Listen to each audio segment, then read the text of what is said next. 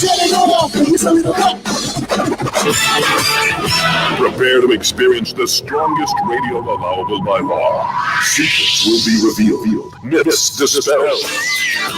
From the studio gym where excuses never apply, it's Superhuman Radio with your host, Carl Lenore.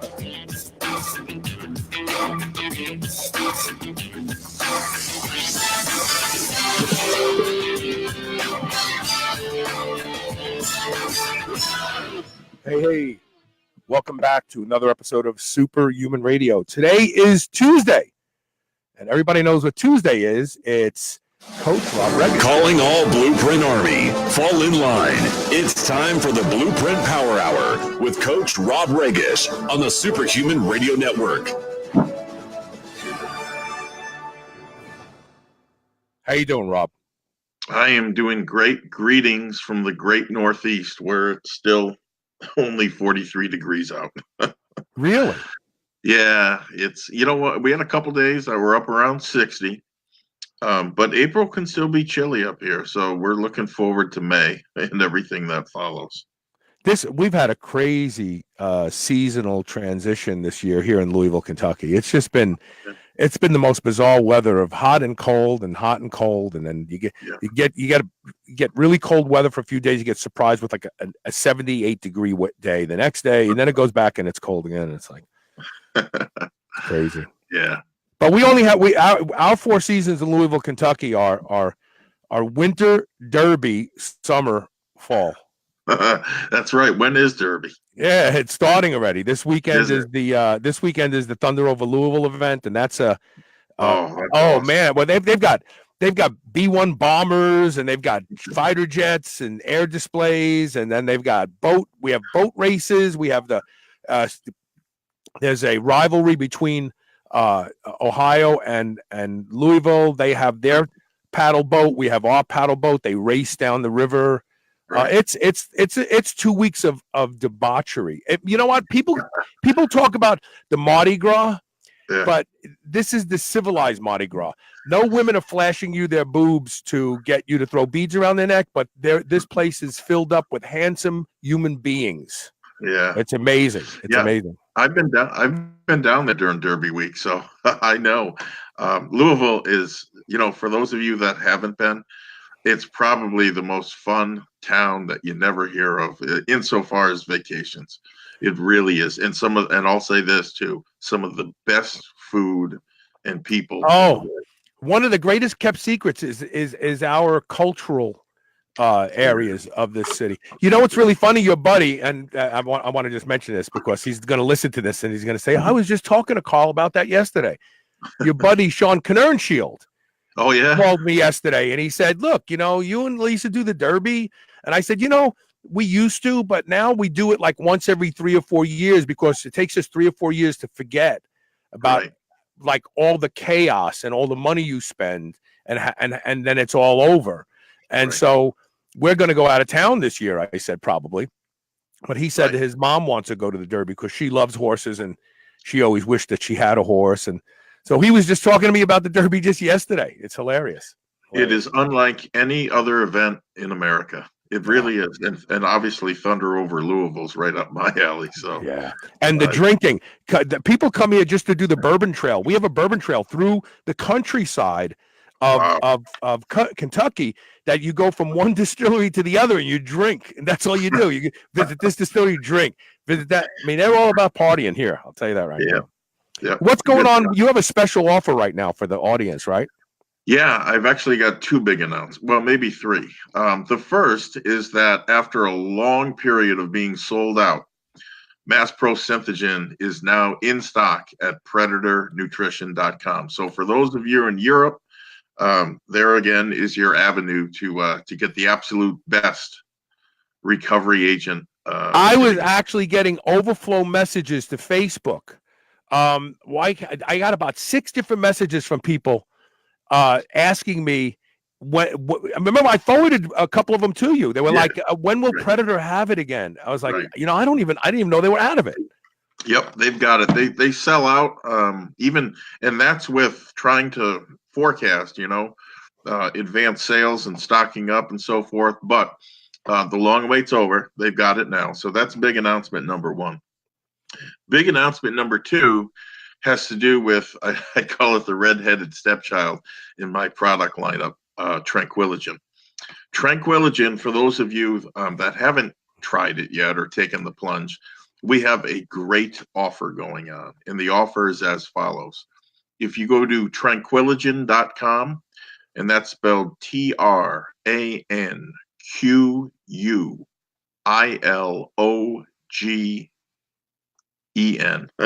No, you're gonna have to come up with names you can actually spell yourself. Right. So Tranquiligen.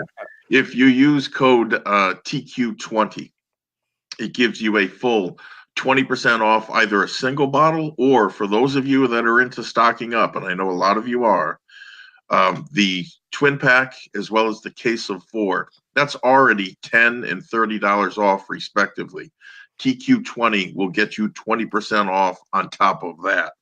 So it's a great time to either try it or stock up on it.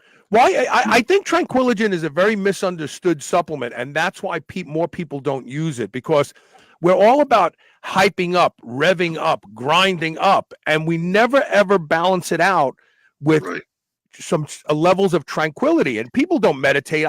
Look, I started meditating 20 years ago, and I don't even take the time to meditate anymore. And it's such a bad. I hear those words come out of my mouth, and I think, well, you're the dummy. But Tranquiligen is kind of like for those people who want a supplement that will give them a lot of the benefits, right? Of those types of nervous system balancing agents will do. Right, and it contains the big three: curcumin, rhodiola, and ashwagandha, as well as 5-HTP and astaxanthin. Put it this way. I had blood work done just yesterday at my doctor's, and I got the results back already. It is a product that you're really going to be glad that you've been taking when you get blood work done, because you can see it in your blood work. It's amazing.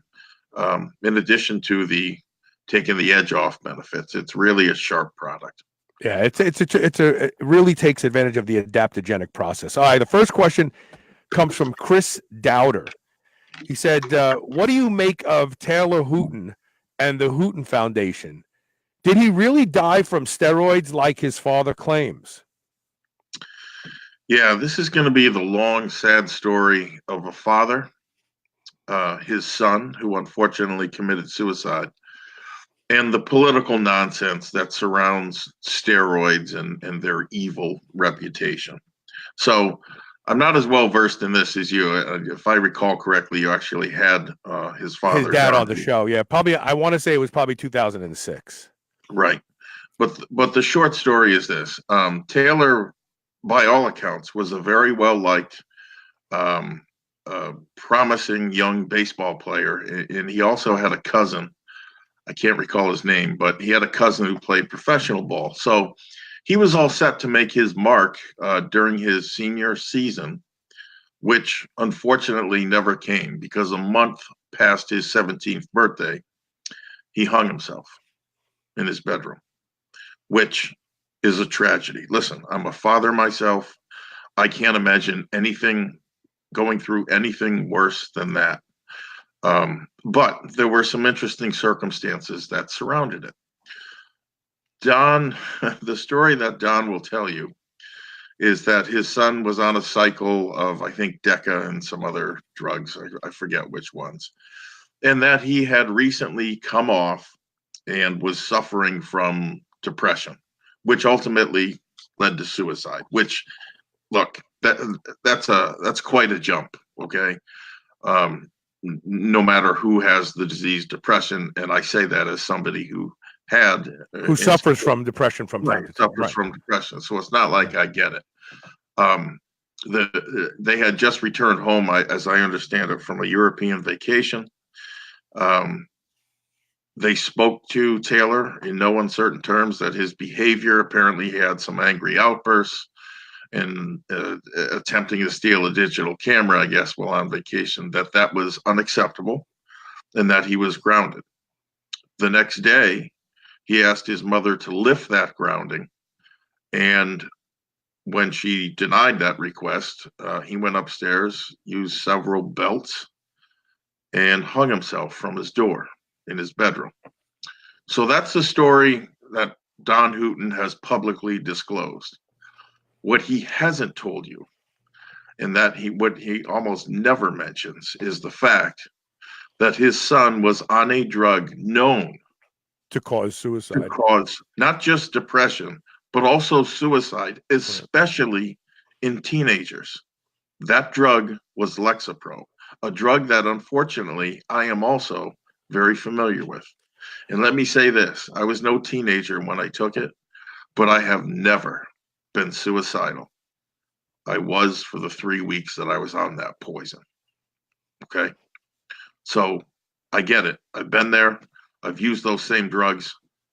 There is no doubt in my mind, and there should really be no doubt in anybody's mind, that Lexapro unfortunately led to his son's death and not anabolic steroids. Now, Don when I emailed Don about this issue, the reply back I got, and I told him, I said, that's exactly the scenario that I think happened. Lexapro is to blame. Sorry to hear about your son. Nobody wishes that on a father.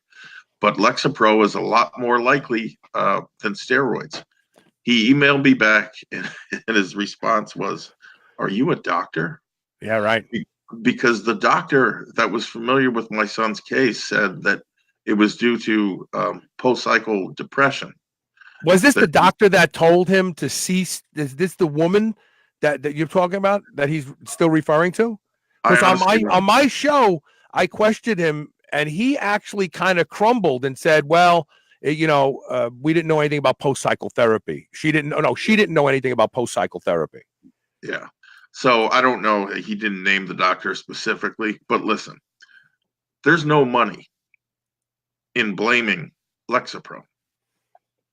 There's lots of. In fact, it'll suck money out of your life because the pharmaceutical industry will crush you and your offspring too.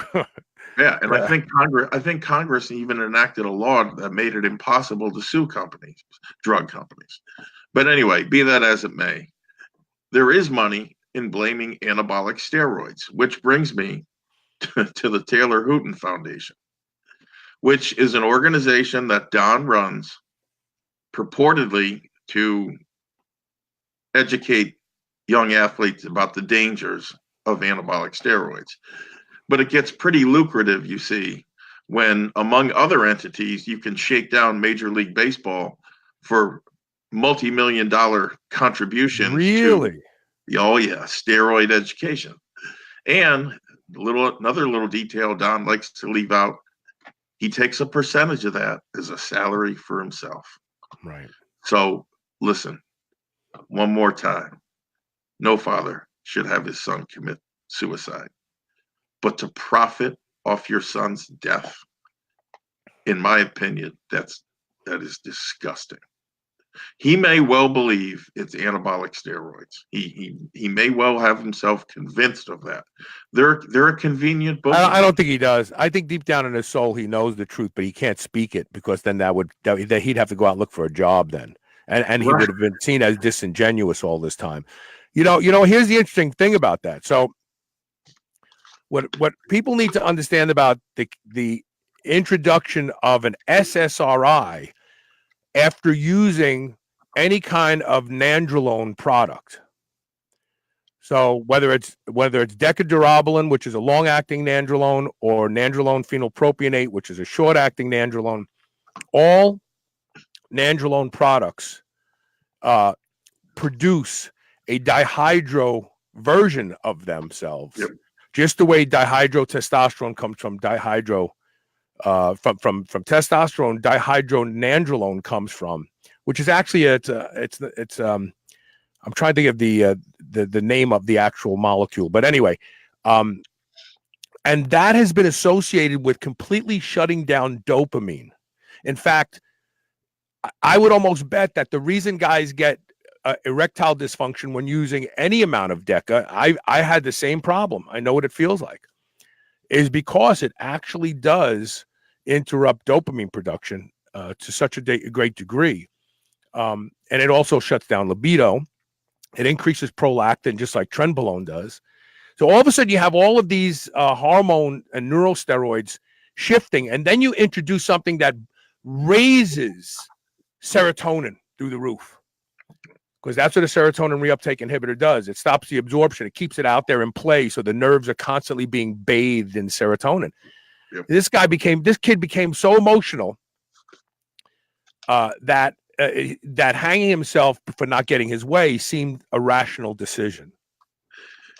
Yeah, and that is as good an explanation as I have heard from anyone. So, but Don Hooton doesn't deserve to keep doing what he's doing, because unless he's willing to amend his original position and say, okay, it also, the SSRI that my stupid doctor put him on, also while not paying attention to some sort of post-cycle therapy, really is what led to him committing suicide. Yeah, and imagine if he had approached the situation differently. And what I'm talking about here is, hey, he sees his son starting to lift weights, his son's starting to put on, weight. I think they said his weight went from like 185 to close to 200. Imagine instead if he had sat down with his son and had an open and honest discussion about the pros and the many cons of anabolic steroids at age 17 use. That's a lot more credible message than, oh my God, those steroids are going to kill you. Hitler was taking them, Oh, that's all you got to say. That's all you got to say. Imagine what they're going to do to you. Because frankly, every 17-year-old that I've spoken to has seen the wisdom in the following statement. At 17, do you really think it's your hormone levels that are holding you back in terms of building muscle? No, it's much more likely your McDiet, the hours you're keeping and your training. So, unfortunately, it doesn't sound like that was the discussion that was had.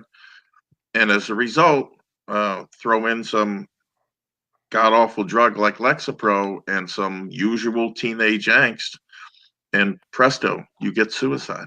So, long story short, no, I do not believe steroids killed Taylor Hooton. It sounds like Don himself might have some doubts, but listen, profiting off somebody's death,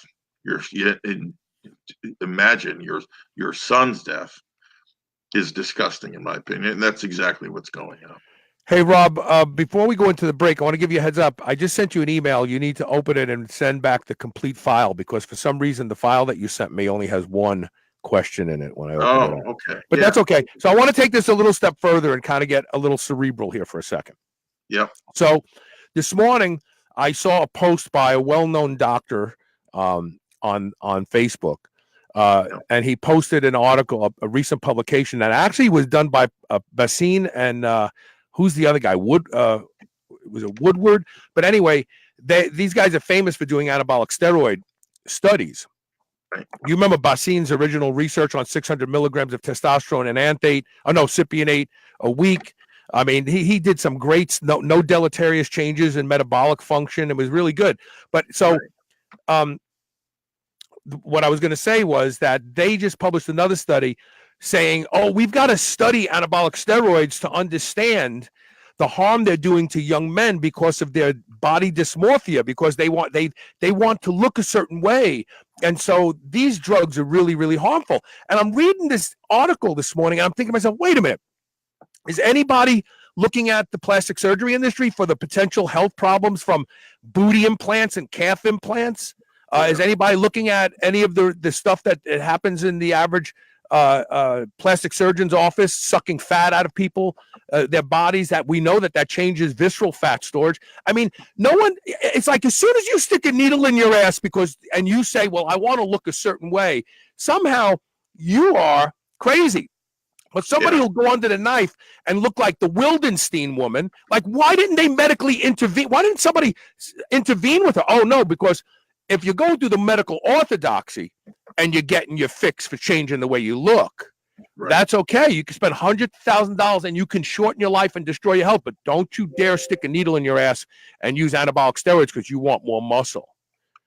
I mean, it's just such nonsense. It really is. And I had a rant on that just because I was actually going to save that for come at me, bro. But there you go. You got it today. All right, we're going to take a quick commercial break. We'll be right back with more questions to answer. Stay tuned.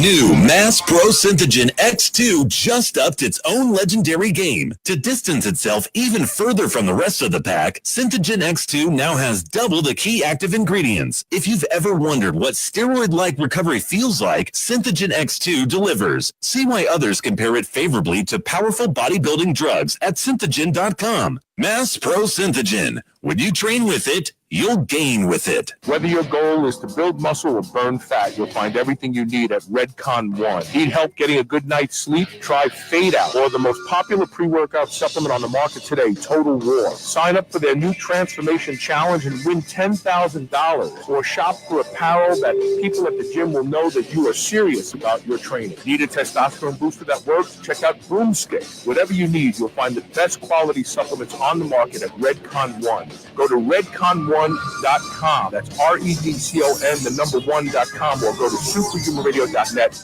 and click the Redcon One banner ad today. There are a few products that I believe in the way I believe in Can-C eye drops. I've been using Can-C for 6 months now, and the changes in my vision are nothing short of amazing. Wow, that's an old commercial. The truth is, I've been using Can-C eye drops for 11 years now, and I credit Can-C eye drops as being the reason that I do not need reading glasses at 58 years old. Can-C eye drops improves the quality and health of your eyes indefinitely.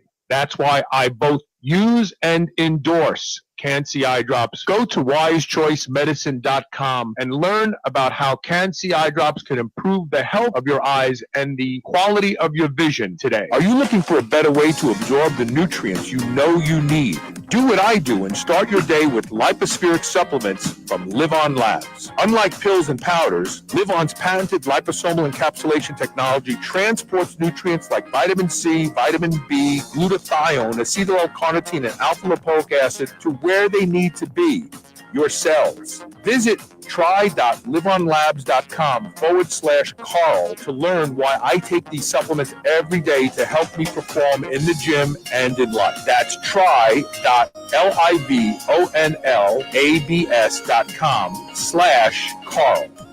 Whether your goal is to build muscle or burn fat, you'll find everything you need at Redcon One. Need help getting a good night's sleep? Try Fade Out, or the most popular pre-workout supplement on the market today, Total War. Sign up for their new Transformation Challenge and win $10,000, or shop for apparel that people at the gym will know that you are serious about your training. Need a testosterone booster that works? Check out Broomstick. Whatever you need, you'll find the best quality supplements on the market at Redcon One. Go to redcon1.com. That's REDCON, the number 1.com, or go to superhumanradio.net and click the Redcon One banner ads today.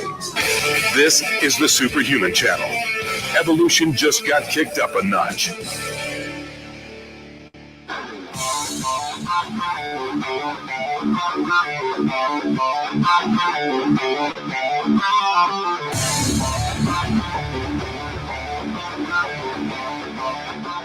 Welcome back to the Blueprint Power Hour here on the Superhuman Radio Network. So,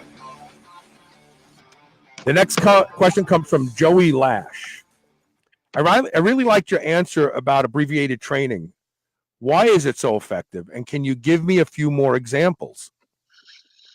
Yeah, I got a lot of positive feedback on this. I think because guys are frustrated, right? I mean, at some point in your training, you will approach what I call critical mass insofar as the anabolic, or the workout rather, being an anabolic response, getting an anabolic response from it. And for a lot of guys, these 2 and 3 hour workouts just aren't cutting it. And so consequently, my recommendation is usually for abbreviated training. And it should be, unfortunately, it's a last resort for a lot of people. It really should be the first resort, even for younger folks. And so, you know, here's how it works. An abbreviated workout can be something as short as one set of 20 rep squats and a set of light pullovers afterwards. Okay, I've seen fantastic results from that, which I'll get into a little bit later. But for most people, right, that's a little too extreme. They want something a little more robust.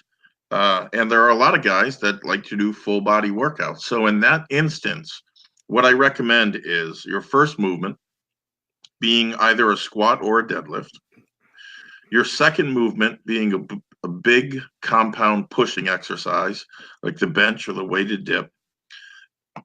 One compound pulling exercise, such as barbell or dumbbell rows, or my personal favorite, chin-ups, weighted chin-ups, and then finishing with an ab movement.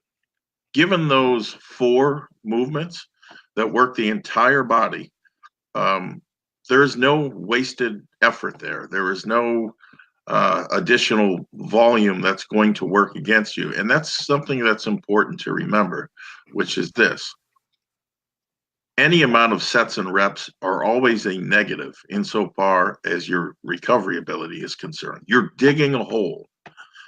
The issue here is we don't want to dig too big of a hole that you can't climb out of before your next workout. Earlier, I referenced the war that's going on in your body every day between anabolism, building up of tissue, and catabolism, tearing down. Obviously, when you're young, anabolism is here, catabolism here.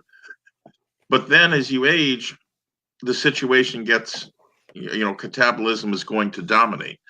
My point is, everybody and their brother is trying to up anabolism by eating more food, eating more protein, taking creatine, taking anabolic steroids, etc., etc. Very few people are working the other side of that coin, which would be to lower catabolism. And note the reference. Even in the absence of more anabolic activity, lowering catabolism allows anabolism to dominate. The most powerful weapon you have in your arsenal to lower catabolism are abbreviated workouts. Okay, the Russians and the Bulgarians, they all did studies on this.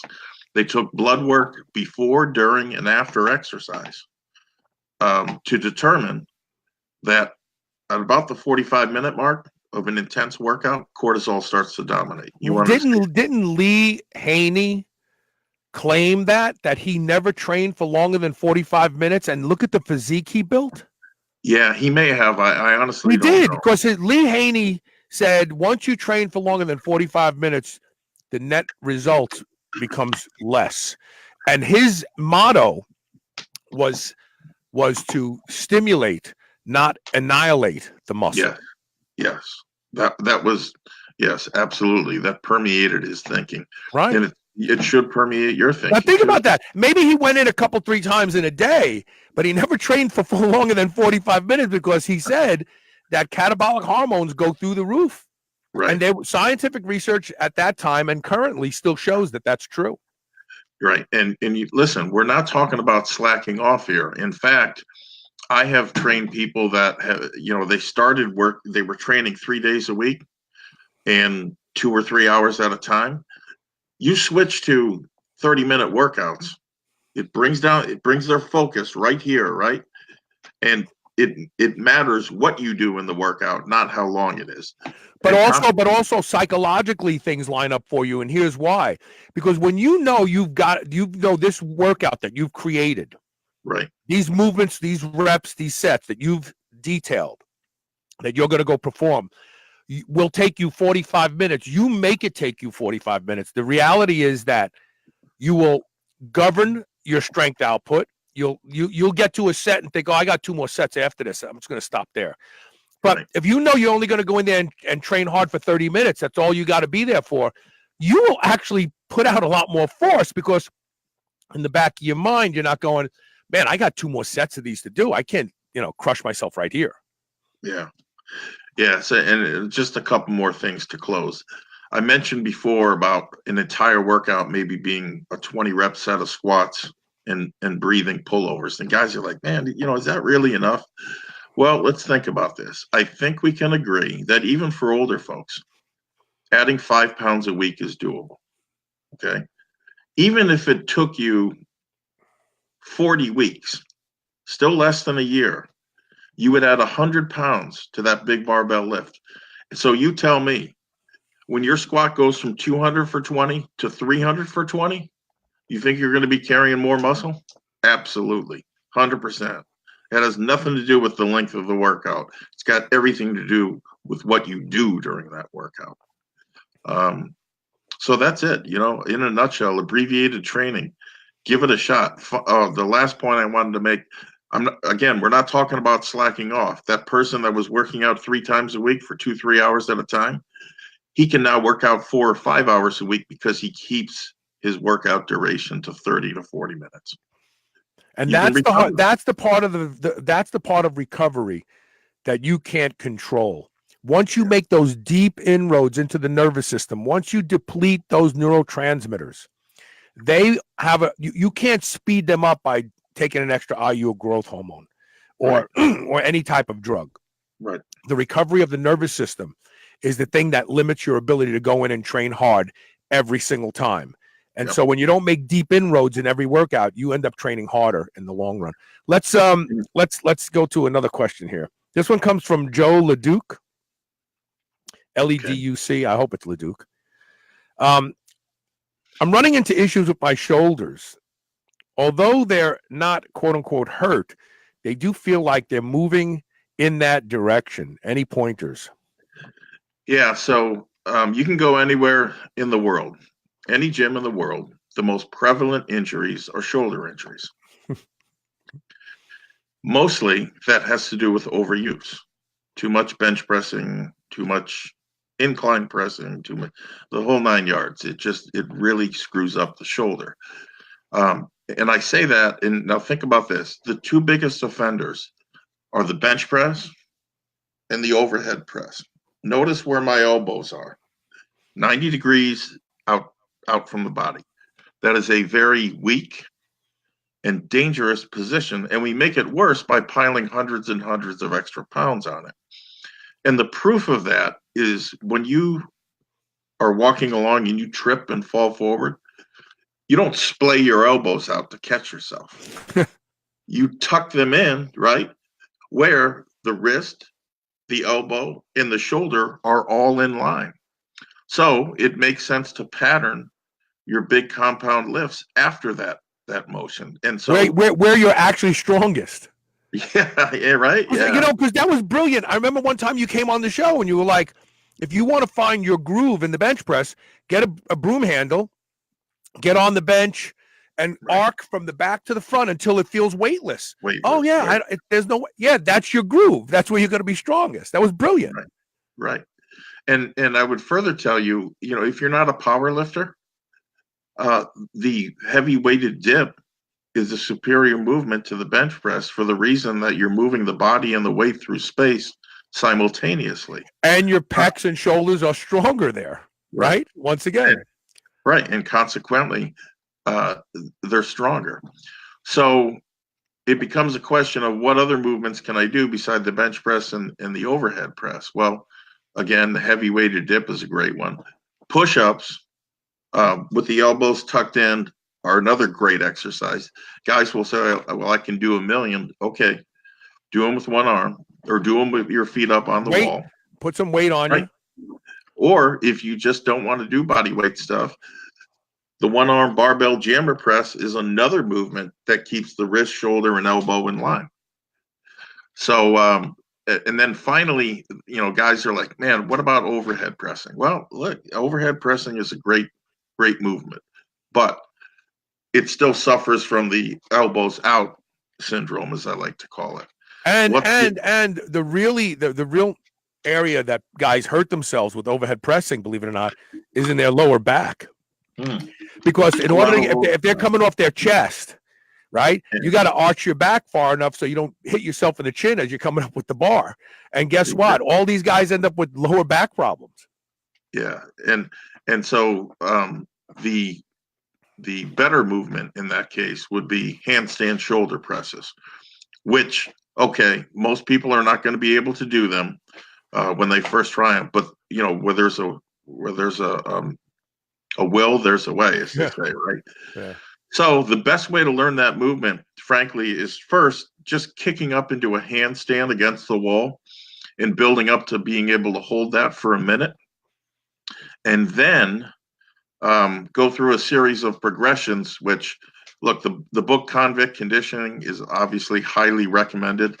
However, the steps in that series, I think, can be improved upon. Meaning, I went out to Walmart. I bought those interlocking foam mats for children. They're a 1/4 inch high, which is perfect. You stack 10 or 12 of them up. You touch your head to it. You build up to 7 to 10 reps. Next week, you slide out one mat. Every week, just take out one mat. Pretty soon you'll be there doing handstand shoulder presses, which anybody who knows anything about strength training knows you need the strength of a silverback gorilla to pull those off. And then if you want to get further into it, you can buy a pair of handles, which will increase the range of motion. But easy and steady as she goes, as I like to say. Start with the handstands for time. We're getting questions out in the viewing audience, so we're going to answer one of those now before we go into our next break. Yep. And then we'll get Marcus's question on the way down the road a little bit more of the show. So Sean Buffington says, what are your thoughts on the carnivore diet? I don't know that I'm totally familiar with that one. Dr. Sean Baker really breathed life into this diet and popularized it. But the reality is it's been around before. I want to say Stefansson, who did a lot of his research on what is basically a carnivore diet, a meat-only diet, back in I think it was in the 50s. Yeah, it was in the 50s. Wow. So, I mean, it's been around for a while now. Have you not? So you haven't heard anything about it recently, like people? No, I don't. I mean, I don't know the particular. I've heard of it, but I don't know what the particulars are, and so it's difficult for me to comment. It's just a meat-only diet. No vegetables, no fruit, obviously no grains. No one should. I mean, people shouldn't be eating grains in any large quantity at all. But it's just a meat-only diet. Yeah. No fiber. That one's a little hard for me to stomach. No, it's not for me. I mean, you don't need fiber. You don't need fiber. And you just have to look at the longevity of people who have had colonoscopies because they have to be on a low residue diet. They can't have any fiber, and they don't have any malnutrition issues with that disease at all. Wow. Well, I would bow to that reality then. Listen, I think meat is fantastic. I think humans are absolutely meant to eat meat. And but I don't think it's the way we've eaten through evolution. It's not. Yeah, you're probably right. I mean, we're creatures of accessibility and fortune.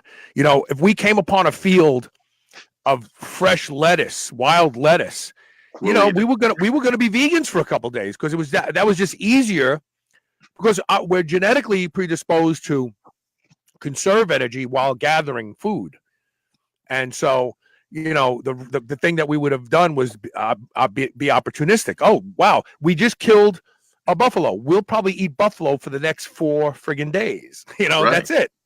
Absolutely. But it's not like as though they went, wow, we can't find any buffalo and all we have is this is this fruit over here, but we're not going to eat that because we have to eat buffalo. No, they ate the fruit for 4 days. Yeah. Yeah, and so human beings would be, I guess, what you call omnivores, right? We are. We're absolutely omnivores. But I you know what the interesting thing, Rob, about the carnivore diet is? It's actually the same thing about the vegan diet. It's the same thing about the keto diet to some degree.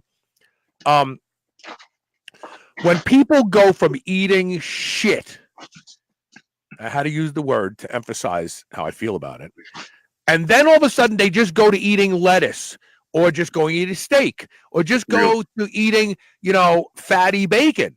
The universe of things they cut out, that's why they feel good. Yeah. Right? But they can't sustain that for lifelong because then they will develop nutrient deficiencies at some point in time.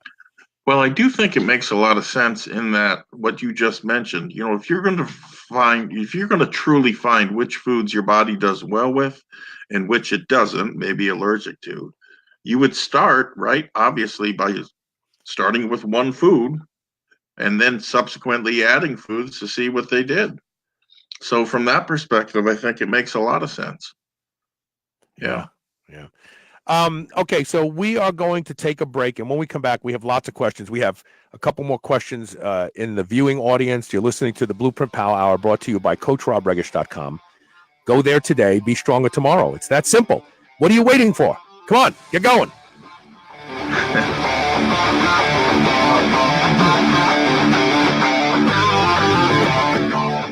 Sleep is one of the most important factors in maintaining health and longevity. And in today's environment, with all the artificial light we're exposed to, there is nothing more important to use to protecting your sleep than blue blocking glasses. And there's only one blue blocking glasses that I will trust ever, and that's BlueBlox, BLUBLOX. If you go to the website blueblocks.com and use the code SHR15, you'll save 15% off the single best blue blocking glasses in the world, because you can wear them comfortably and still function, watch TV, work on your computer, but it blocks all of the important blue and green light that has been responsible for shutting down melatonin production and causing people to sleep poorly. Don't waste another night of sleep without wearing BlueBlox, BLUBLOX, tonight. Put them on at 7 p.m. and you'll be asleep by 9 p.m. and you'll get the best night's sleep you've ever had. If you've never used them before, you are missing out. BlueBlox.com. Use the code SHR15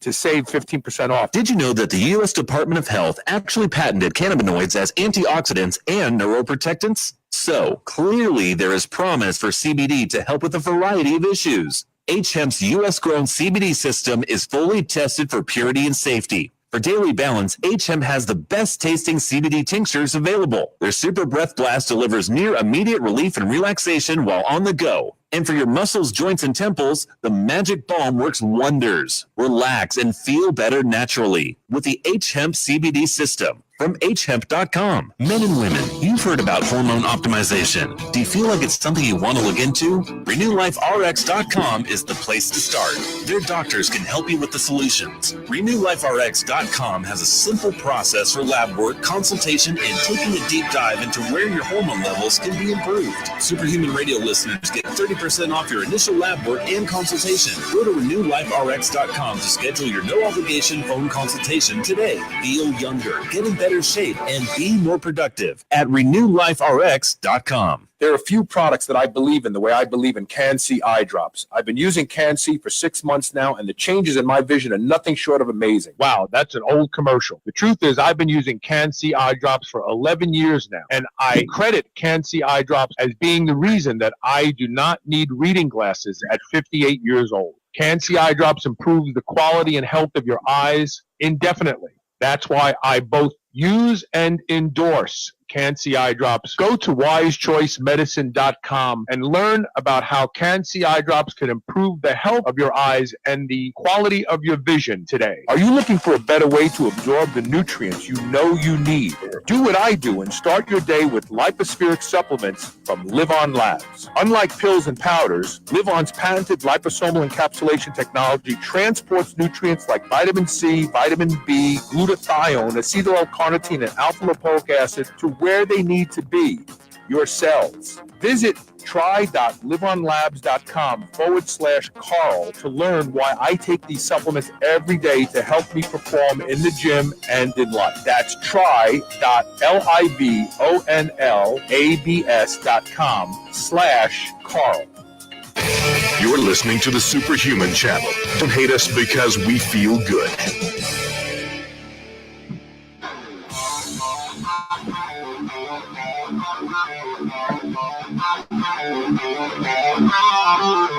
Welcome back. Oh, look. Look how pretty. Listeners might have seen me jumping up during that last segment. I was doing so to check on our newest addition to the family here, Molly. Oh, look. Molly. You'll never have to wash your ears again. Molly is a 3-month-old golden retriever that my wife fell in love with and brought her home. So, yeah, we've welcomed her here, and she's going to be Ginger. Ginger, we have a 13-year-old golden, but they're getting along swimmingly. Yeah, I love dogs. So Rob sends me pictures of his new dogs. I sent Rob pictures of my new guns. Rob's like, we got a new golden retriever. You got to see how beautiful she is. He sends me a couple pictures. I'm like, oh my God, she's so beautiful. Hey, did you see this new 44 Magnum I bought? Look what it did to my hand when I shot it. It's a beautiful gun. Holy crap. So I plan on hunting bear with that gun. And so I want to make sure I have a strong enough round. So there's a company called Buffalo Bore that makes a 44 Magnum round. Yep. In 340 grain in weight, but it's made out of a very, very hard metal as opposed to lead. It's called a hard cast. Yeah. And the gun is devastating. You could actually hunt grizzly bear with the handgun if you want to, thanks to those rounds. That's saying a lot, because one of those animals charges you, boy. You need something, right? Powerful enough. Do you know what ballistic gel is that they use to simulate like going through a person's body? No. So there's this thing called ballistic gel. It's like Jello. It's like, but it's hard. And so they shoot bullets into it because it shows that how the power is dissipated, and then you can get a feel for how it would react in a person. Right. And these buffalo boar, they go through like 28 inches of ballistic gel. So like they literally have been known to go completely through a grizzly bear. Like you have to be worried about who's behind the grizzly bear when you use these rounds. Wow.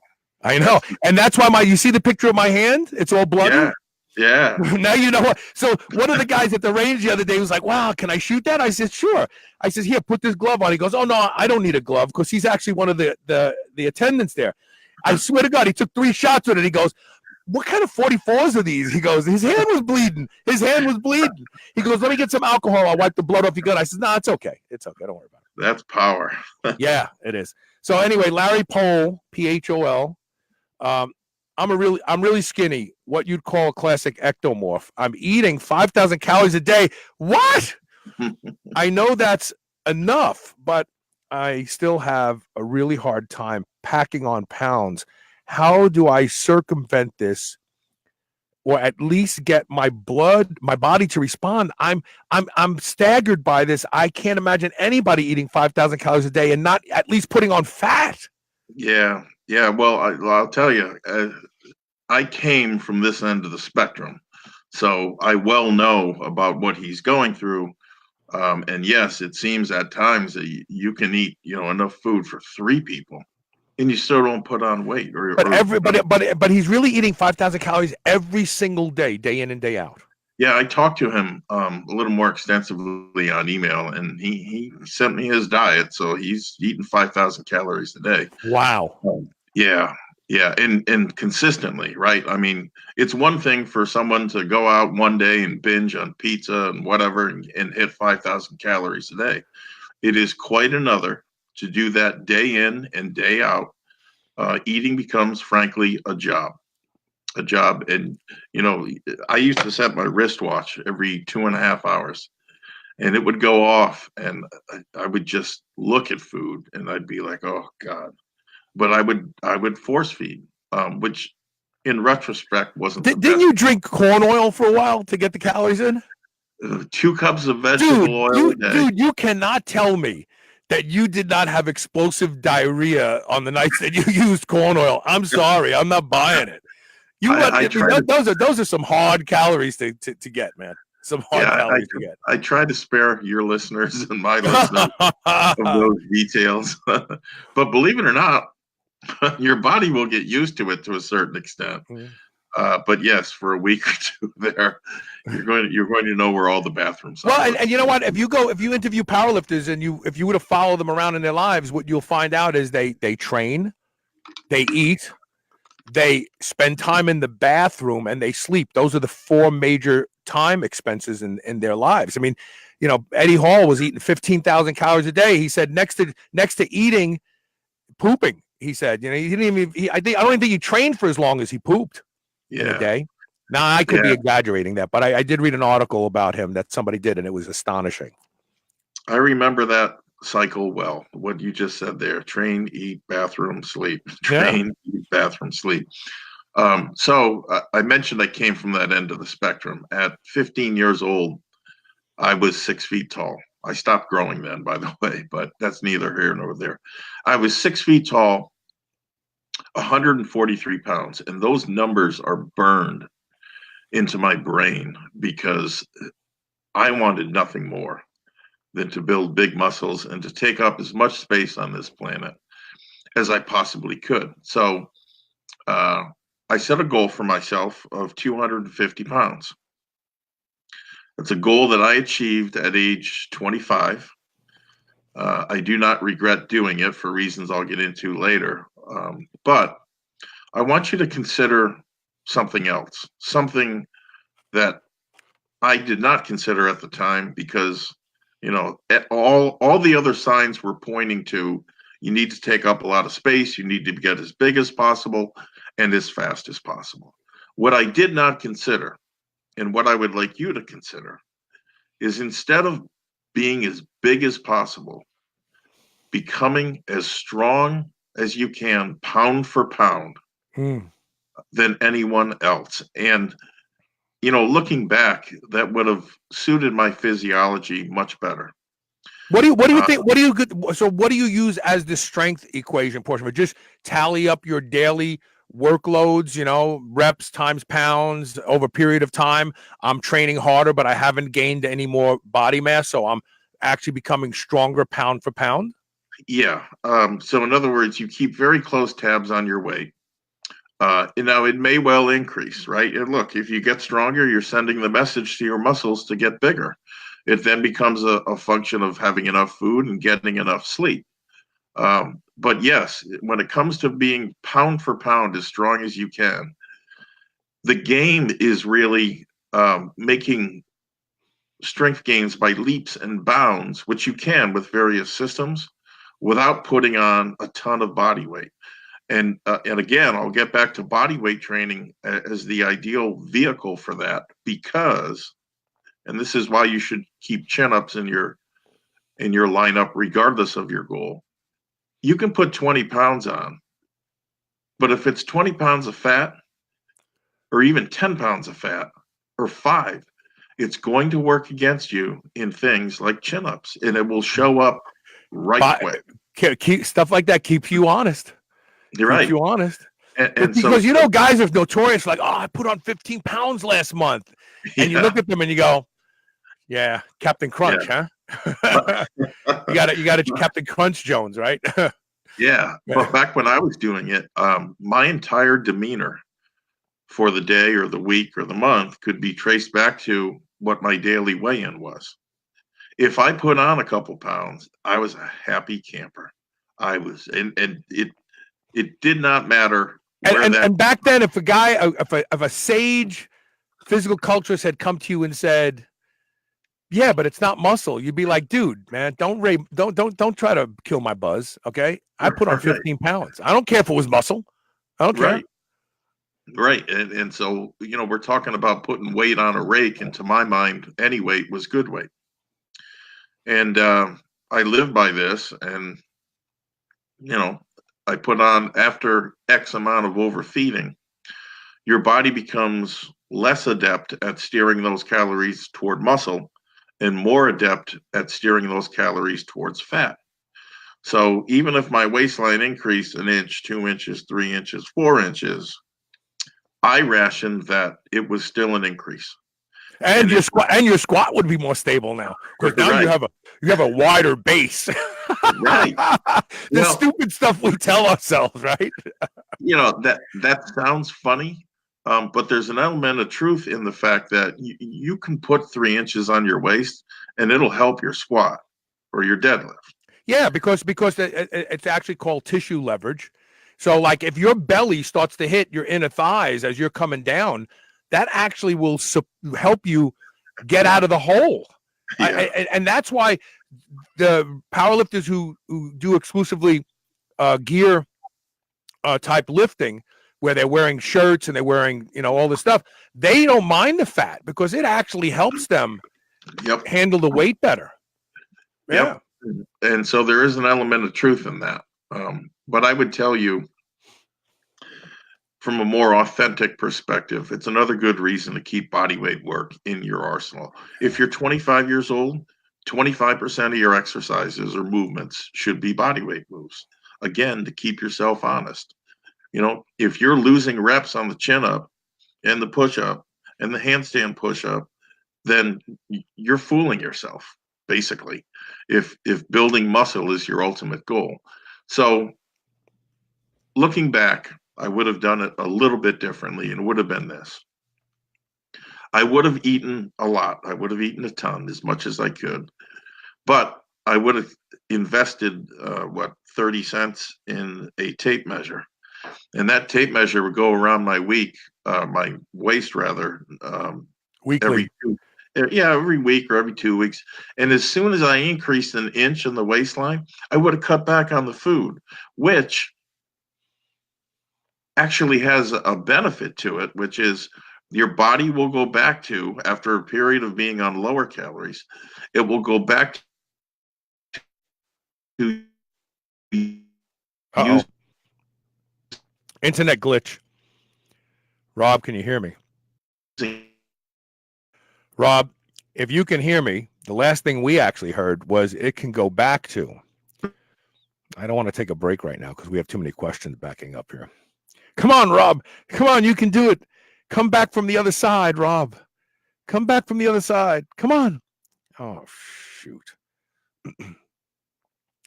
Rob, I think you lost internet connectivity. I have no choice, folks. I have to take a break. We'll get him back. Stay tuned.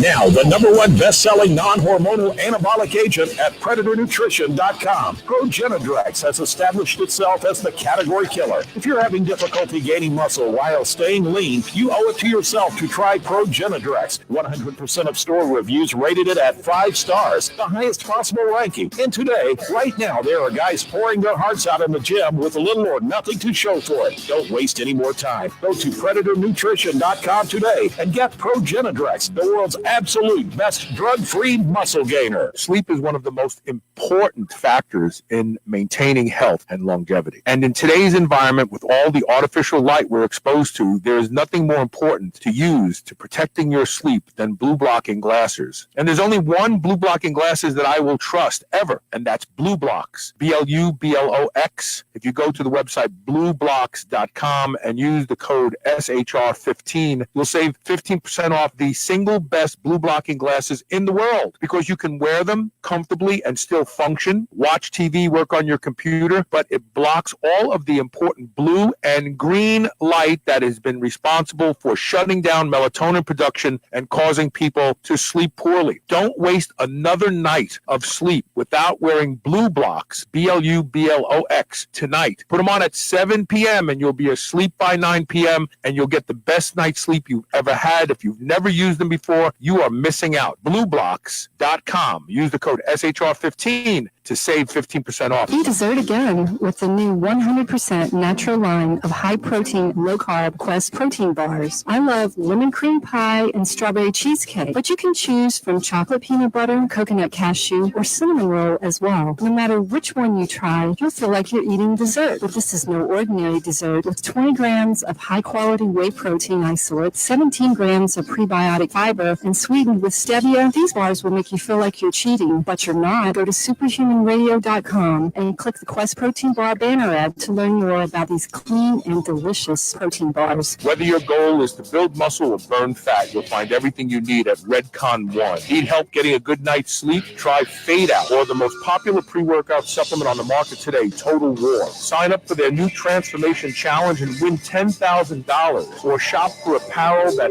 people at the gym will know that you are serious about your training. Need a testosterone booster that works? Check out Broomstick. Whatever you need, you'll find the best quality supplements on the market at Redcon One. Go to redcon1.com. That's REDCON, the number 1.com, or go to superhumanradio.net and click the Redcon 1 banner ads today.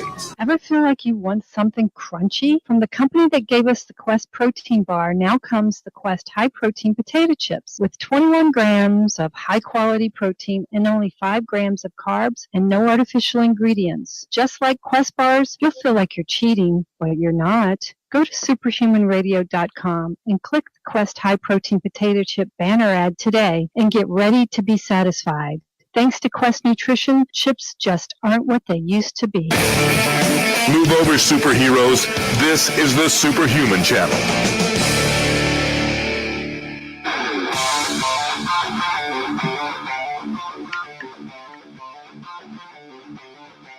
Welcome back. So, Rob, when you disappeared, I kept saying, Rob, come back from the other side, Rob. And your face was just frozen there. It was funny. You had to be here.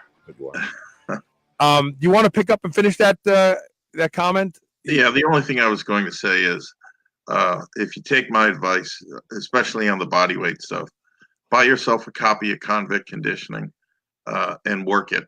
Not at the expense of your weight training movements, but again, age adjusted. If you're 28 years old, 28% body weight movements.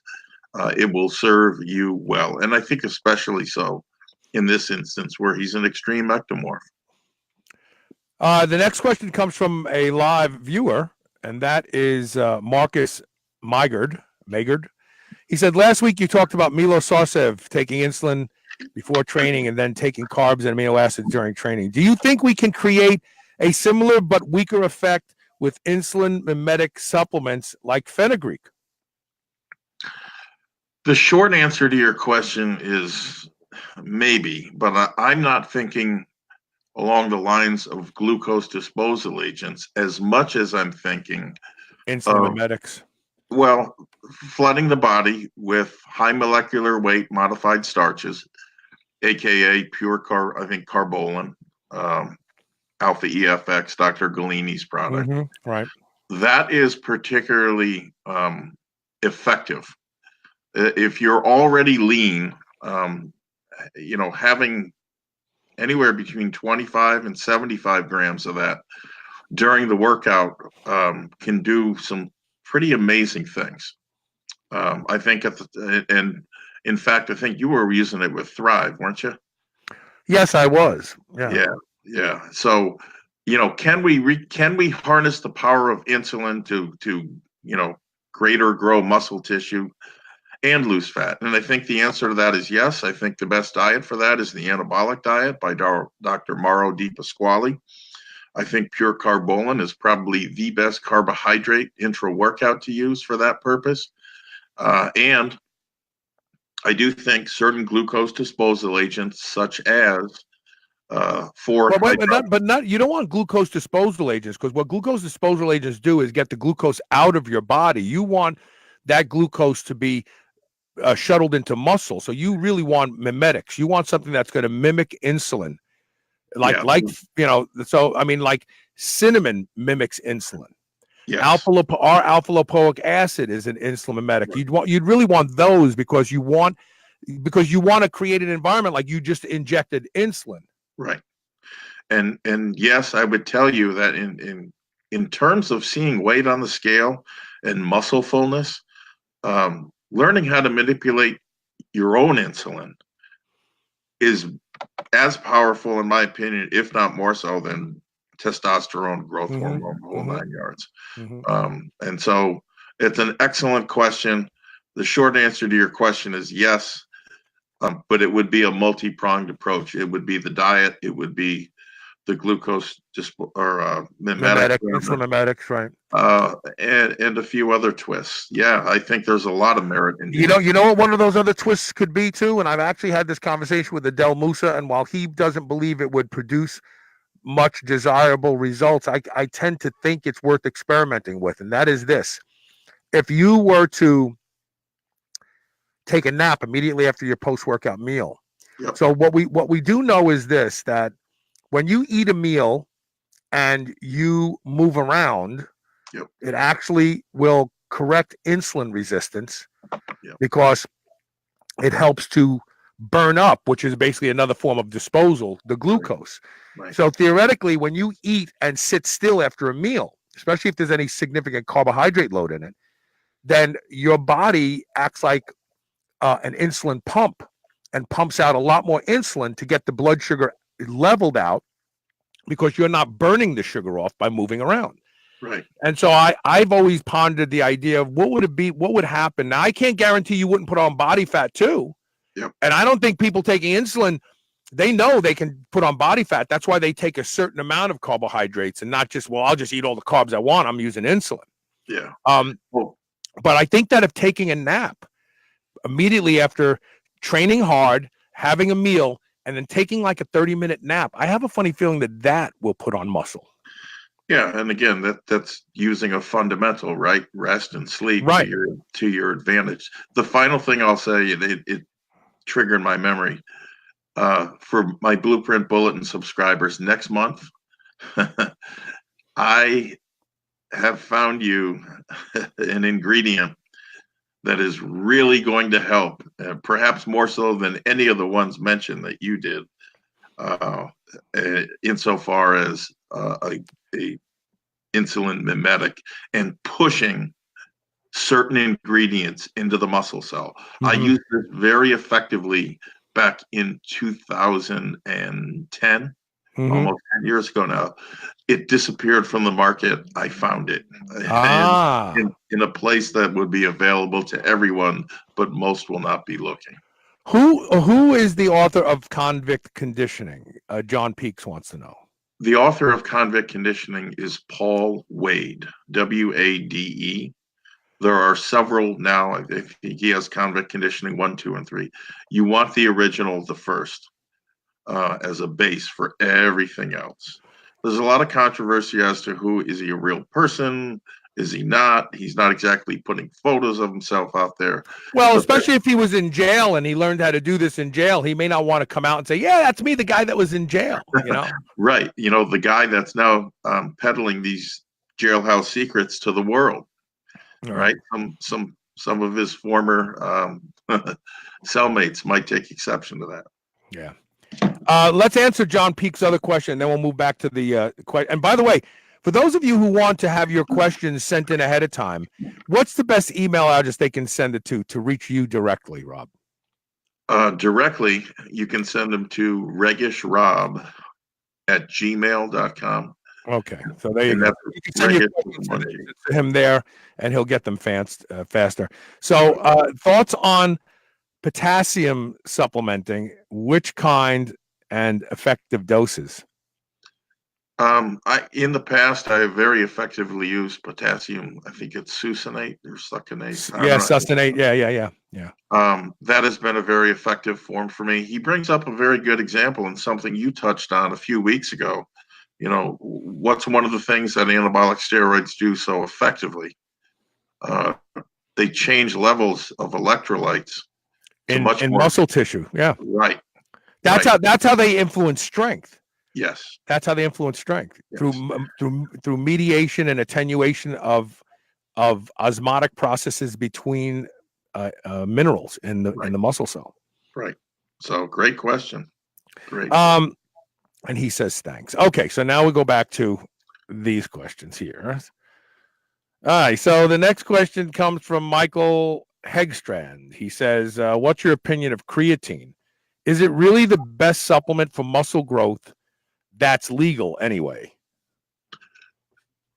Looked at from a purely scientific perspective, and in many cases, a practical, real-world perspective, there really can be no doubt that creatine is the most well-researched, safe nutritional supplement that will put on size and strength. Now, there are a few qualifiers, and I want everybody to know this and consider it. Creatine, at best, in someone with a lot of muscle tissue, can add, I put on 10 pounds in 9 days. Okay. And yes, it was almost all in the muscle, not too much spilled over, right, into subcutaneous water and that sort of thing. Now, you will read stories, and I think they're just that, stories about people who put on 15 or 20 pounds with creatine. I don't think even in the most heavily muscle person, you're going to put that much on. Usually, when you see those kind of claims, the creatine is accompanied by 75 grams of dextrose, which is going to have you hold a lot of water, obviously, and it's not the healthiest carb that you can take in. I also want you to consider the fact that once you play that ACE card, it's done. So, meaning, I have a lot of kids that come to me in the first 3 months of weight training, and they're already on creatine, some of them before they even set foot in the gym. Okay. That is not when you want to play your ACE card.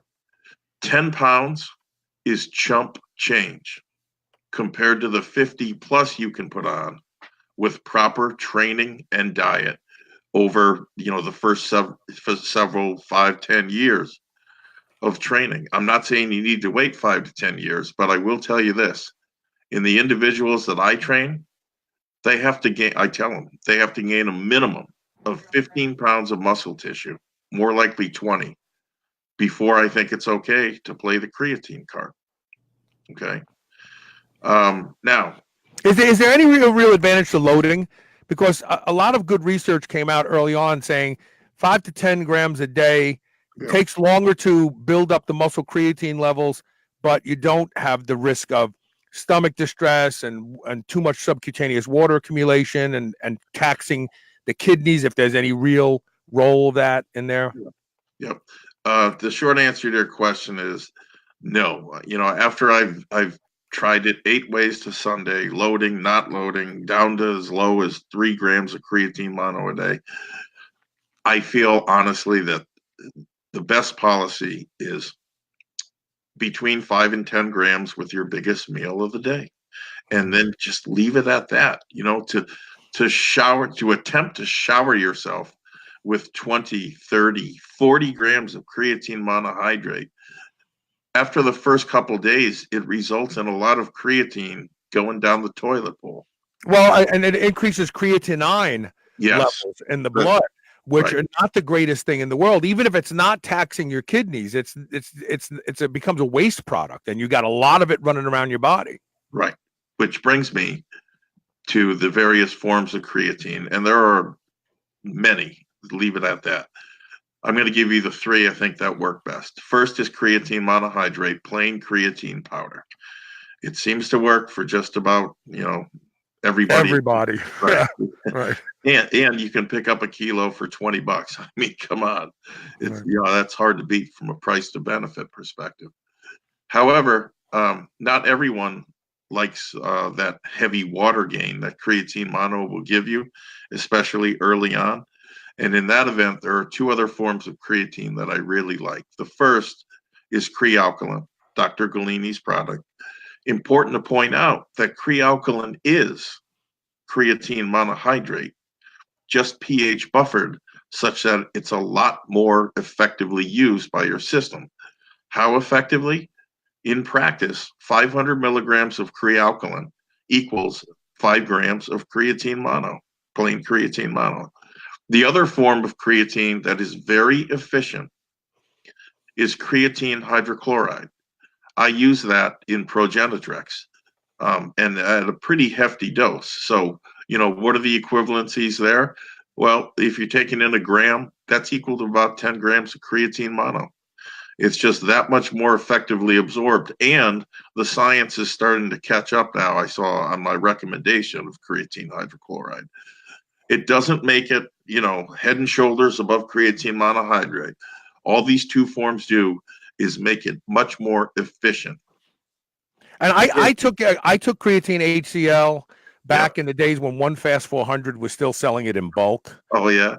And it by far it's the worst tasting of all the creatines. I mean, it's got like this. It almost tastes like creatine that was soaked in ether for a while. Yes. And that's why it's in capsules and Progenitrex. But you bring up a good point. The one form of creatine I'd really caution you, or a couple forms to stay away from. You're going to say phosphate, aren't you?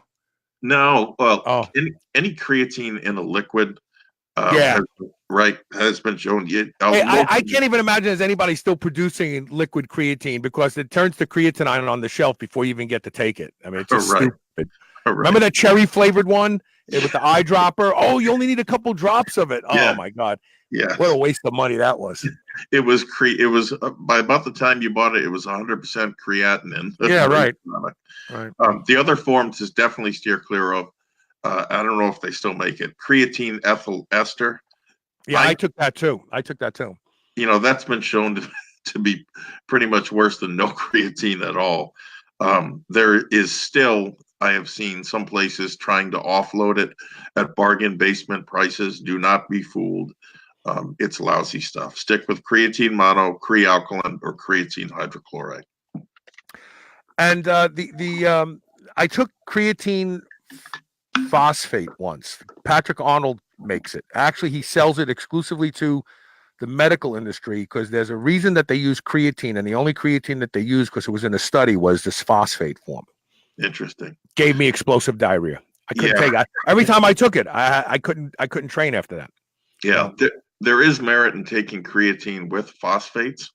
And one idea there for people that are interested is a product called inositol hexaphosphate, aka IP6. Can take, has the necessary phosphates and does a magnificent job. Take it with your creatine? Yeah. You're saying? Does a magnificent job squelching lactic acid. Everything that beta alanine is known for, IP6 will do faster, much faster. Like really? Like the first time you take it. It is more expensive, but hey. Sounds worth it. Good stuff. At least try it. Robert Eaton says, I'm really getting into biking. It's intense, but all the same time takes a truckload of cardio. Heart and lungs. It got me thinking though. You know that commercial for Geico, the one with the biker with the huge calves? What can I do to be a better biker? And why do all bikers or most have huge calves? Have you seen that commercial? Yeah, it's hilarious. Yeah. So it's kind of a tip of the hat to the fact that almost every cyclist long distance that you'll come across has a pretty damn good set of calves. And I have to believe that's directly related to the workload. How many thousands and thousands of quote unquote reps, right, from pedaling up hills and that sort of thing. I actually started calling it back in 2006. I talked about it on one of my earlier shows, and I started calling it occupational hypertrophy. Hey, and I told a story about Joe Campbell. Right. When I was a kid, I worked on Aqueduct Racetrack. Joe Campbell was our farrier. He was our blacksmith. And Joe Campbell had a right forearm that looked like Popeye's forearm. And he had a left forearm that was like a little twig of an arm. In fact, it was such a dramatic difference that it almost looked like he was born with an abnormality, but he wasn't. Right. From swinging that hammer and wrapping horseshoe plates into place thousands of times a day for 30 years, he had a friggin' forearm that looked like he could have put an anchor on it. It would look like Popeye's forearm. And that's when I thought about it. And I talked about occupational hypertrophy. I'll challenge you to do this one. Look at the average person who's been driving a car for 30 years. Their right calf is always bigger than their left calf. Always. Why? Brake, gas pedal, brake, gas pedal. And the other left leg just sits there. Sits there. Yeah, check it out. Occupational hypertrophy. It's about as good an explanation as I've heard. So it's amazing. At the same time, I will not claim to be the quote unquote expert on long distance cycling. What I can tell you is that much like weight training, your training and your diet and your rest are going to be the primary drivers for becoming a better biker. Now, I have also gleaned a few things from John Drake, the CEO at Muscle and Sports Science down in Athens, Georgia. He still lifts weights, but he got into hardcore biking about 10 years ago. And I mean, we're talking about century rides, right? Literally 100-mile rides. And we're not talking just flat straightaways. We're talking about hills and some awful big ones in some cases. So this obviously takes two things, a primo set of heart and lungs, but also damn strong legs, and really strong. Your whole body needs to be strong to take those hills and stay on that bike and manage all of the, hundreds of thousands probably of intricate actions, reactions to keep that bike moving. From a supplementation perspective. Wait. Well, I want to ask you your opinion of something. Doesn't it make sense that things like squats, pistol squats, weighted squats, and also even leg pressing, and single leg and double leg pressing, especially for bikers, single leg stuff, squats, pistol squats, and single leg presses, that has to be so important to have those upper legs be so massive, because it's one leg at a time, boom, boom. But when you're going up a hill, it's one leg at a time, right? Yeah. I mean, things like step ups and pistols, think about it logically. Whether you're biking or running, you're pushing off on one leg over and over and over. So the more adept you are at that skill and the more strength you have in your squats or step ups or what have you, the more power you're going to be able to generate, the faster you're going to be able to go, the faster you're going to finish that race.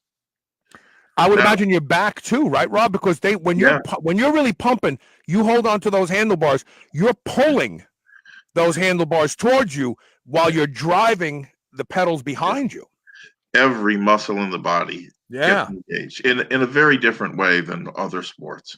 And if you don't believe that, take a mountain bike out some weekend and really push yourself. You'll see what I'm talking about. From a supplementation perspective, from what I gather, bikers are not as heavily supplement oriented as we are, strength athletes. I don't think anybody is. But the compounds that they find useful are as follows. Number one, they will benefit from a pre-workout too. However, that is an entirely different animal than what weightlifters take before their workouts. And specifically, what I mean is, it is by design, low stimulant type of product. And look, let's be honest, most of them are caffeine. You start taking in 300 or more grams or milligrams of caffeine out of whack, and you go on one of those century rides, even if you're drinking plenty of water and what have you, you're risking dehydration. Okay, so that's one. If you want to, he makes a product called Burn It Up that is excellent in that regard. If you want to do it yourself model, a simple caffeine tab of 200 or even 100 milligrams, and then an acetylcholine precursor such as CDP choline or alpha GPC. Those two are excellent. Now, let's talk about what to bring with you during the ride. A lot of guys drink, but unfortunately, what they drink is all too often just a dextrose sugar drink. It's not, it may help you for that next 30 minutes. Your blood sugar's up here, but you're going to pay for it down here. And we're talking about literally rides that go for 100 miles. So clearly you need something above and beyond.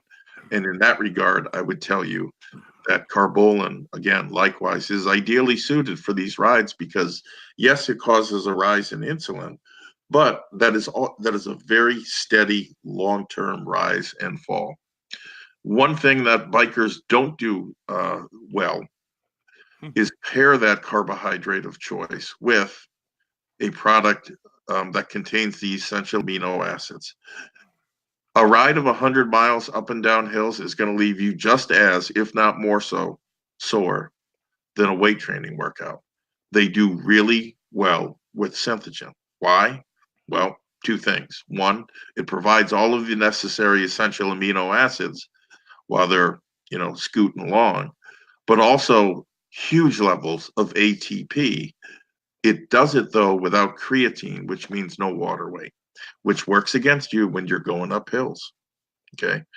The final product I think that bikers will benefit from is a product called Sport Legs. He sells this product there as well. I have not used it, but my understanding, much like our earlier conversation, it's electrolytes. and a particularly savvy blend of those electrolytes that boost performance during a ride. So that would be my summary on becoming a better biker. It's fundamentals plus those elements of supplementation that I just detailed. And we have no more commercial breaks or music to run, so we can go right into the blueprint tip of the day. What is it? Let me look. I got to see what my notes were on this. Sorry about that. I didn't mean to surprise you, but No, that's okay. when we lost you that first time, I ended up taking a break like 10 minutes early. Oh, yes. Okay. So the tip of the day is this: learning to use all of that strength and power and size that we develop in the gym. So it goes like this. My first and most intense love will always be weight training.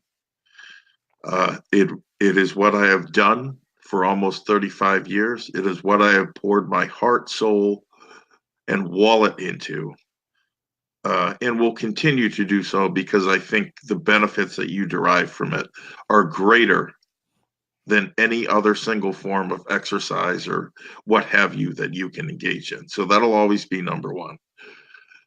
But one thing always gnawed at me, and it was this: am I going to be able to use all this muscle and power if it gets down to the real bottom line in my mind, which is a fight? Now, let me say that I've only been in 2 fights in my life. We're not talking about going looking for a fight, because that's a very dangerous game today.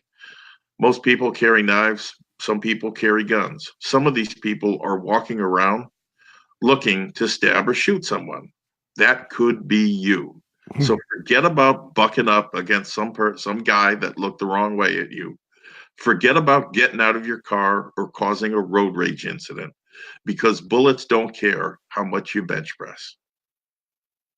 Having said all of that, at the age of 47, I decided it was time to learn how to fight. And you can call it self-defense, but let's just be honest. I go there to learn to fight, and I'm talking about jiu-jitsu. Like a lot of other things, I got guidance from the weight room. So there are no small number of guys out there today that are in jiu-jitsu or some other martial art or fighting style that lift weights. And what I was told after I explained to them, look, I'm looking for the real deal here. I'm not looking for incense. I'm not looking for special music or to find my chi. I'm looking to learn how to fight. And so they said, you need to learn jiu-jitsu. As I've come to find out in the 2.5 years since I've been taking it, I really lucked out. Because although I'm not talking bad about Taekwondo or Jeet Kune Do or any other form of martial art, jiu-jitsu really is the complete art. A lot of people think it's groundwork, but look, it's standing up fighting. It is striking. It is throws. It is grappling. It is philosophy that I have come to know and tried to master. Let me say that this first was a very humbling experience. So I roll into the dojo at 250 pounds. I can squat and deadlift well over 500, which is no world record, but I was a lot more physically developed and intimidating than anybody else that I saw in there, okay? Which I'll get to. It's another point I'll get to in a little bit. So the instructor, the first day, had me roll, which means grapple around on the ground with another guy, until such time as you choke him out or he chokes you out, or you get him in a joint lock or he does to you. Long story short, I rolled for 6 minutes and I probably got tapped 4 or 5 times in those 6 minutes. At that point, you're at a critical juncture because you need to do one of 2 things. One, walk out the door and chalk that up to a fluke. Or 2, this shit really works. I better learn it. It's not an easy decision to take door number 2, because the first night isn't the only night you're going to lose. You're going to lose the second night and the third night. in the first year, okay, maybe the first 2 years that you're rolling with guys. But once you remove your ego from the situation, it becomes a lot easier. Okay. And I think a lot of that, frankly, comes with age and maturity. I do not think if I rolled in there at age 21, being the same size and strength and got tapped that many times, I do not think I would have stuck around. I would have chalked that up to a fluke. And I would have said, look, even if I don't get in fights, and this is the truth, I've probably avoided a lot of fights just given the fact nobody wants to attack a guy who's 240, 250. It looks like he could put up a fight, especially criminals who go after who are cowards and go after easy targets like women, children, and elderly people. But back to my original point. Our instructor was no fan of muscle guys. As a matter of fact, he still isn't. I don't think he said one encouraging word to me in the first 2 years that I was there. That's just his style. And he has a particular bent against strength athletes. And the reason is, and I've seen this for myself, the very few of them that summon up the courage to walk through the door, 99% of those guys are gone in the first 6 months. They just don't stick. It's not an easy thing. You're going to practice every night, you're losing. You're going to practice every night, he's talking smack to you. He's telling you everything you're doing wrong and nothing you're doing right. But I wasn't about to let him get the satisfaction of running off another muscle guy. And I think after 2.5 years, I gained his respect. And much to my great surprise, when Hoist Gracie came to our school recently, I was presented with my blue belt. And so there's something to be said for sticking it out. There's also something to be said for this. If you think your size and strength is going to protect you from all forms of fights and such, it's not. And think about this, even if it does, you get on the wrong side of 40, man, every day that ticks by, you're not going to be the biggest, strongest guy anymore. You're not even going to think you're the biggest guy or stronger anymore, okay? You're going to need something else to carry the day if you have to defend yourself, your wife or girlfriend, and your children. And I would argue that every male out there that has a wife, girlfriend, and or children has not just an obligation, but a responsibility to know how to protect yourself and how to protect them. And so that's what I'm learning. And along the way, I can tell you that God knows I'm in much better shape than when I started. And that's primarily from a heart and lungs perspective. But think about it logically too. How much more worth it is it after 2 years and you finally earn somebody's respect and get a belt from a guy that doesn't give belts out easy? You didn't see what I did when you said about you have to protect your wife and your family. No, and I went like this in the background. The gun. So I want to mention something. Yeah, sure. Those of us who carry, and I've been carrying, I started carrying when I was a young man in New York, traveling to downtown Brooklyn for college every day. Yeah. That was not with a permit, but I did have permits to own guns because I hunted with handguns back then. And through today that I carry now, right. So a friend of mine who's from Texas many, many years ago, I haven't spoken to him in a long time. He once said to me, everybody has a gun in Texas. This is like 20 years ago. He goes, everybody carries a gun in Texas, so it's a very polite society. Yeah. And that always stuck with me. I always thought about that because just the other day, I was driving my car, mm-hmm. and I'm the son of a truck driver. Elisa will tell you, I'm a really observant driver. Mm-hmm. I see stuff on the road that nobody else sees. And so I turned into the right lane. He was in the left lane. Yeah. When I turned into the right lane, he was still in the left lane because I took my eyes off him and looked forward. And then all of a sudden, he's behind me in the right lane, flailing his hands at me. Yeah. And it was early in the morning, and so I got a little hot, and I'm like, I went like this to him, like with my hand up, like, what's the problem? And so when he went by, I rolled my window down, so he buzzed by me. I said, you were in the left lane when I turned. I didn't do anything wrong. So then he got on the right side. I got on the left side. He rolls his window down, and he starts MFing me. Now, all of a sudden, I'm thinking, oh, man, like this dude doesn't know that if this gets escalated and I interpret that he is looking to cause me bodily harm that requires that level of force to come back, this is going to end bad because I'm going to end up in jail and he could be on a slab. And I looked at him and I said, you know what, dude, it's all good. You have a wonderful day. And he just looked at me. He was startled. He just looked at me like, wait a minute. What just happened? Like a second ago, we were ready to go. And you're like, and I don't even care if he thinks I'm a puss. Yeah, no, it's listen.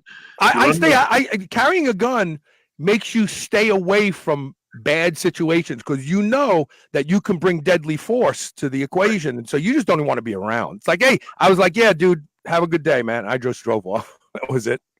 And you know what? Listen, you want to know how to win a fight, walk away from it. Yeah, it's not a fight if you don't join in. It's not a fight. The reality is, whoever you're sizing up, you're probably correct in that you could throttle them. But what you don't know is they're carrying a gun or a knife or they got friends nearby.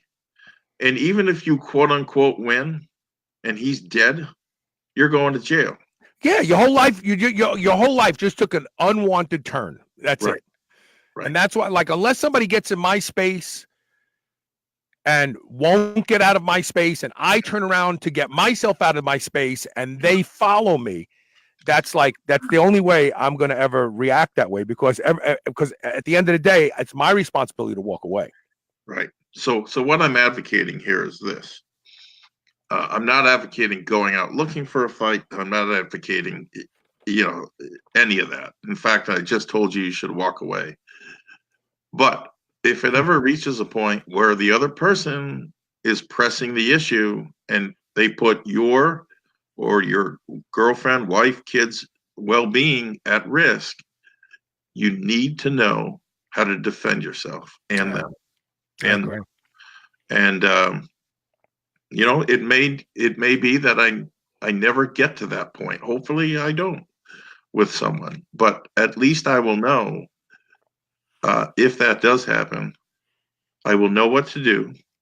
I may or may not survive it, but I will do what I have a responsibility of doing, which is protecting my well-being, my wife's, and my children. Right. And now my new puppies. There you go. Don't mess with my puppies. That's it. So the website is coachrobregish.com. Right. You can go there. You can communicate with Rob there. You can read some of his writings, his literature is there. And also you can join the BluePrint Bulletin, which delivers all this stuff to you right to your inbox before anybody else even knows about it. It's well worth it. Information is the real deal when it comes to getting stronger. It really is. It's the real anabolic. And that's it for today. Tomorrow we're going to be talking about PEMF, pulse electromagnetic fields, with the guy who studied it and created stuff at NASA. Cool. So tune in for that. That's going to be great. See you everybody tomorrow. Thanks for watching. Thank you.